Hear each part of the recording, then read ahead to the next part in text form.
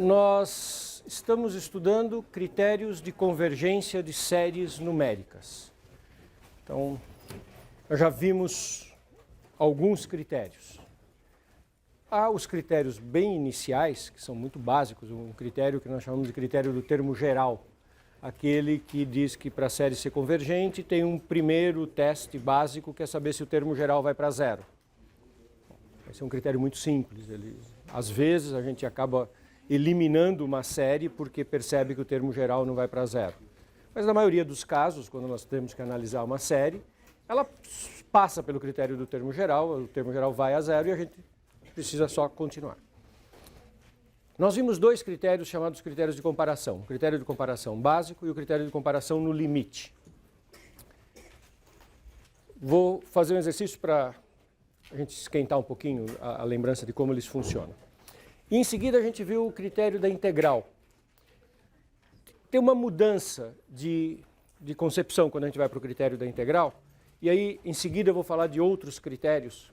Critério da razão, critério da raiz. E que são critérios que têm uma vantagem em relação ao critério da comparação, que é justamente não precisar de uma comparação. Você não tem que ter uma segunda série de apoio para fazer uma comparação.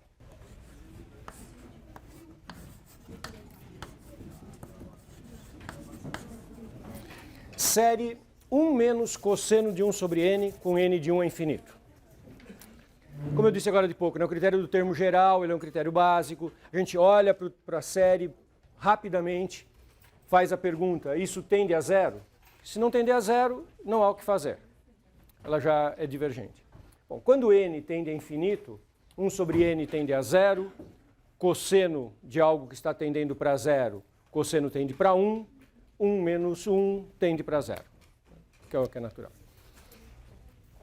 Agora, observem como que eu vou tratar esse exercício. Como é que eu manipulo isso? O critério da comparação exige ou que eu consiga fazer desigualdades. Por exemplo, não é fácil perceber, mas isso aqui é menor do que 1 sobre n ao quadrado. Bom, como 1 sobre n ao quadrado é convergente, isso vai ser convergente. Mas não é fácil olhar e perceber que isso é menor do que 1 sobre n ao quadrado. Eu vou fazer o exercício de outro jeito. Existe um outro resultado que a gente conhece que tem a ver com essa subtração 1 menos cosseno, quando o argumento do cosseno vai para zero. Esta subtração 1 menos cosseno de x quando x vai para zero. A gente sabe que isso vai para zero, mas tem um teorema fundamental, um dos teoremas fundamentais de trigonometria, de cálculo em trigonometria, lá no começo dos estudos de cálculo, que a gente precisa lembrar aqui, que 1 menos cosseno x dividido por x quadrado tem um limite quando x tende a zero, que é conhecido, que é meio. Esse é um dos primeiros limites básicos do início dos estudos do cálculo. Agora que eu estou recordando que esse limite existe, a gente começa a lembrar que ele existe, mas observem que a dificuldade de início, quando eu vou usar o critério da comparação, eu tenho que achar alguma coisa com que fazer a comparação. E a comparação aqui, no lugar do 1 sobre n, está escrito esse x, quer dizer, x está fazendo o papel de 1 sobre n, observe que eu estou comparando com o que vai ser 1 sobre n ao quadrado. E isso que é uma das dificuldades de se usar o critério da comparação, de achar a série comparadora, de achar a segunda série com a qual eu vou fazer a comparação. Tem que ser uma série que eu conheça, que eu saiba se converge ou não, e que consiga interagir com aquela expressão que eu já tenho. Esse limite, depois que eu acabei de escrever na lousa, é fácil lembrar por que dá meio. É um jeito bem simples de lembrar que dá meio, usando o L'Hopital, nosso teorema de L'Hopital que a gente usa o tempo inteiro. Quando x tende a zero, denominador tende a zero, numerador tende a zero, é uma indeterminação a qual se aplica o teorema de L'Hopital. Se nós derivarmos em cima e embaixo, a derivada em cima fica c no x,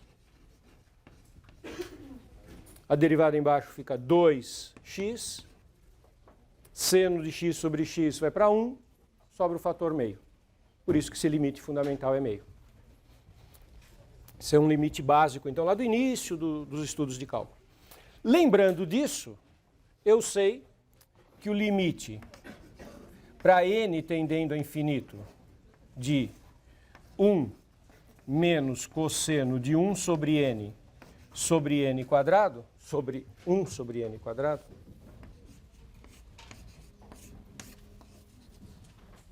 esse limite é meio. Quando n tende a infinito, observe que nessa expressão da variável contínua o x está tendendo a zero, mas aqui eu estou com, no lugar da variável contínua x, eu estou com a variável 1 sobre n, o n agora está tendendo a infinito, para que o 1 sobre n tenda a zero. Então, é o mesmo limite, só que aqui é na variável contínua, aqui é na variável discreta. Esse limite é meio. E isso significa o quê? Que a sequência 1 menos cosseno 1 sobre n, essa sequência numérica, tem a mesma ordem de grandeza que a sequência numérica 1 sobre n ao quadrado. E, portanto, em termos de séries, a série converge, a série inicial converge, se e somente se a série 1 sobre n ao quadrado converge. Acontece que nós vimos, como consequência do critério da integral, as séries harmônicas generalizadas. Nós já analisamos as séries harmônicas generalizadas. E nós sabemos que a série 1 sobre n quadrado converge. Isso foi a nossa análise das séries harmônicas generalizadas. Como isso ocorre? A mesma conclusão para a série inicial.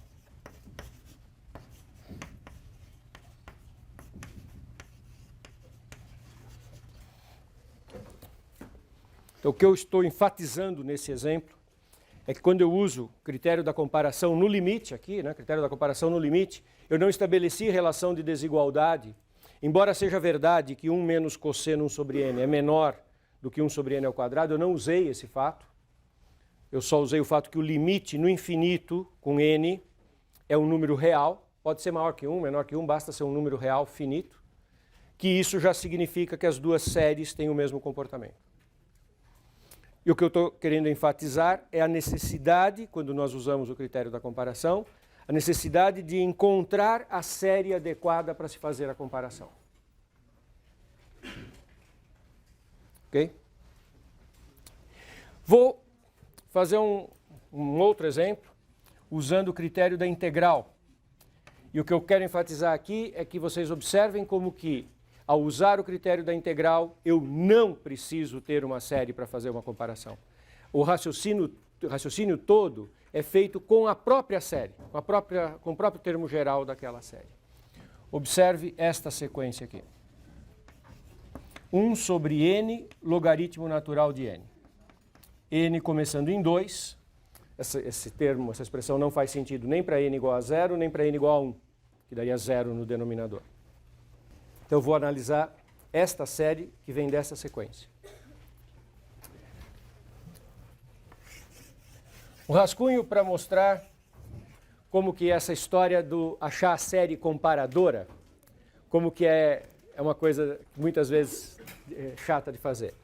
Nós sabemos que o Ln ele é menor que n e ele é maior ou igual que 1. Podemos pôr até desigualdade estreita. Isso a gente sabe. Então, quando a gente multiplica por n, preserva essa desigualdade. Então, n é menor que n ln de n, que é menor que n ao quadrado. Quando eu inverto, 1 sobre n é maior que 1 sobre n logaritmo de n, que é maior que 1 sobre n ao quadrado. Essa eu sei que já determina uma série convergente e essa tem uma série divergente. E o 1 sobre n logaritmo de n está no meio. Esta igualdade me ajuda em alguma coisa? Resposta, não. Não ajuda em absolutamente nada. Porque a minha série está entre uma que é pequena, que tem série convergente, e uma que é grande, que tem a série divergente.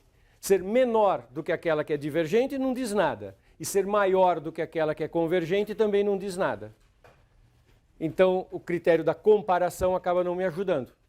Mesmo eu estabelecendo relações de desigualdade, eu não consigo avançar. Porque a minha série é maior que a convergente e menor que a divergente. Estou tentando chamar a atenção para as dificuldades de se usar o critério da comparação, embora ele seja muito útil. Fazer então uma abordagem que eu não preciso comparar a série com nenhuma outra. Eu vou usar o critério da integral. Para usar o critério da integral, eu preciso ter uma função auxiliar de variável contínua que eu consiga calcular a primitiva. Isso é fundamental, porque eu vou analisar a integral imprópria da função, já vou fazer a conta, né, vocês vão recordar. A integral imprópria é o limite de uma integral definida, mas para fazer a integral definida eu tenho que usar o teorema fundamental do cálculo e aí eu preciso calcular a primitiva. A função de variável contínua não é difícil de descobrir qual que é. É exatamente a mesma expressão, trocando n por x. Então eu tenho que olhar para a função 1 sobre x logaritmo de x. Para poder usar o critério da integral, essa função tem que ter algumas propriedades. Eu estou trabalhando com a série a partir de n igual a 2. Então me interessa olhar esta função a partir do 2.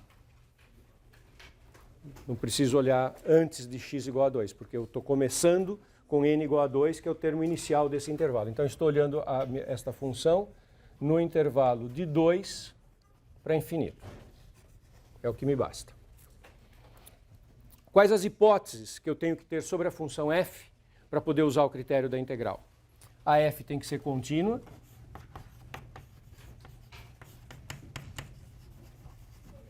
Isso é direto. Quociente de funções contínuas, uma função contínua. A f tem que ser positiva.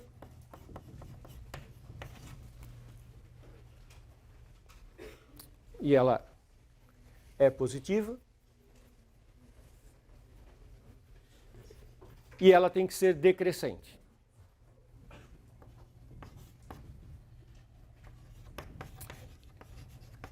Esse é o único que não é óbvio. Ela não precisa ser decrescente desde o x igual a 2, mas ela tem que ser decrescente a partir de um certo valor constante para frente, em direção ao infinito. Qual a maneira de verificar se a função que nós estamos usando é decrescente ou não? Derivada. Então vamos derivar essa função.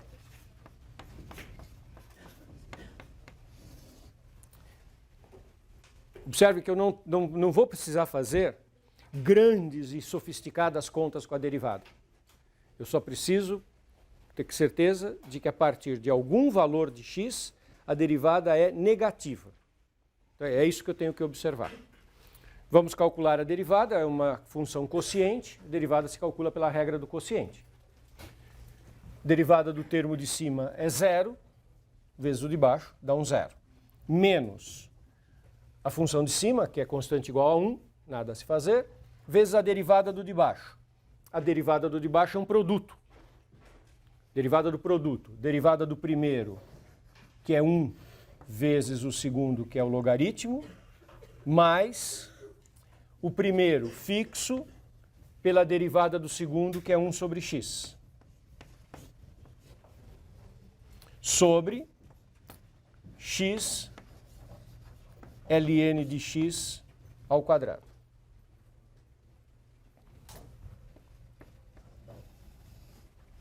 Isso é igual a menos ln de x mais 1 sobre x ln de x ao quadrado. Na derivada do quociente aqui o sinal é menos, não é? Ah, não, aqui é mais, aqui é a derivada do... Tá certo, é mais. É a derivada do produto. Tá mais. O sinal de menos da derivada do quociente está aqui.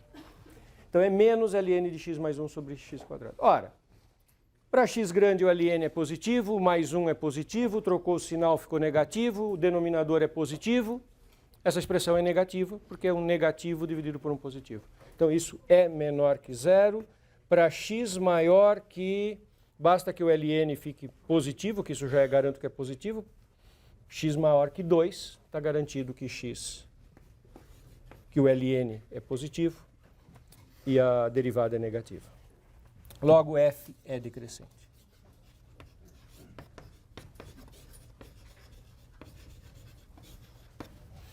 Por ser decrescente, eu posso usar o critério da integral. Tenho as hipóteses do critério da integral. Função contínua, positiva, decrescente. Então, agora o que eu vou fazer é tentar calcular a integral definida de 1 a b. Mas para isso eu preciso calcular a primitiva.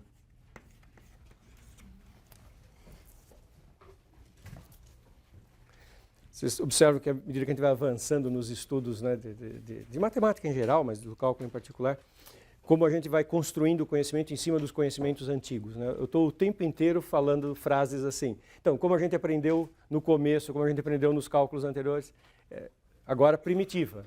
Primitiva também a gente aprendeu, a gente domina dos cálculos anteriores, de tudo que a gente já estudou de cálculo. Como é que eu calculo essa primitiva? Substituição. Fazer uma mudança de variável. Chamar de variável u a expressão ln de x. Aí o du, que é a diferenciação da variável u, é 1 sobre x dx.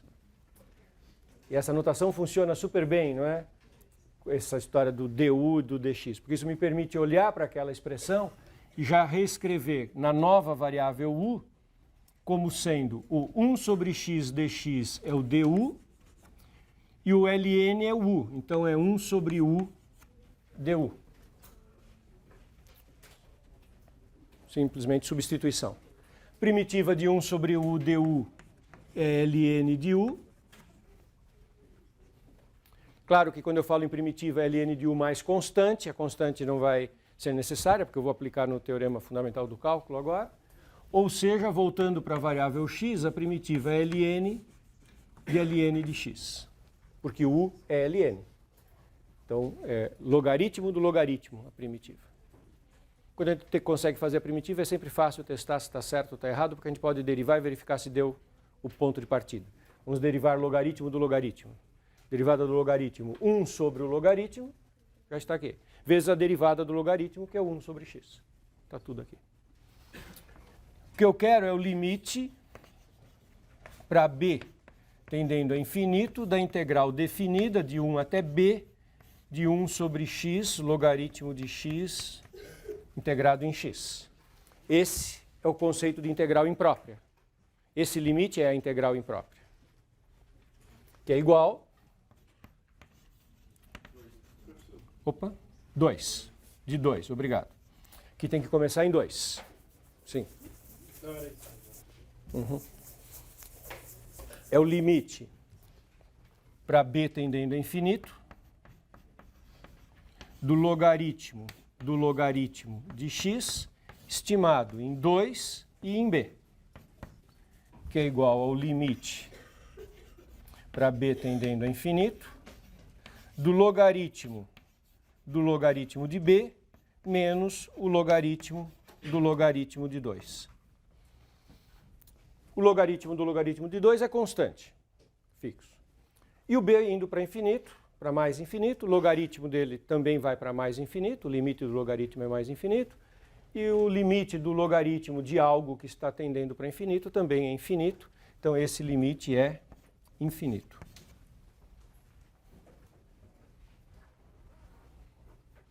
Isto significa, em termos de integral imprópria, que a integral imprópria de 1 até mais infinito de 1 sobre x dx, logaritmo de x dx, essa integral imprópria diverge como integral imprópria e, portanto,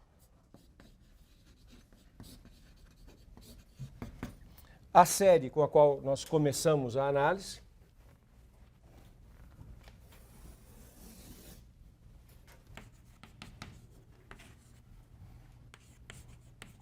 também diverge.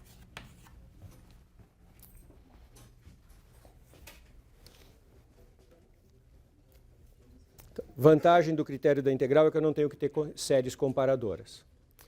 Onde é que o critério da integral fica difícil? Eu preciso saber calcular a primitiva da função que está em jogo. E calcular primitivas nem sempre é uma tarefa super simples. Sempre tem um preço a pagar.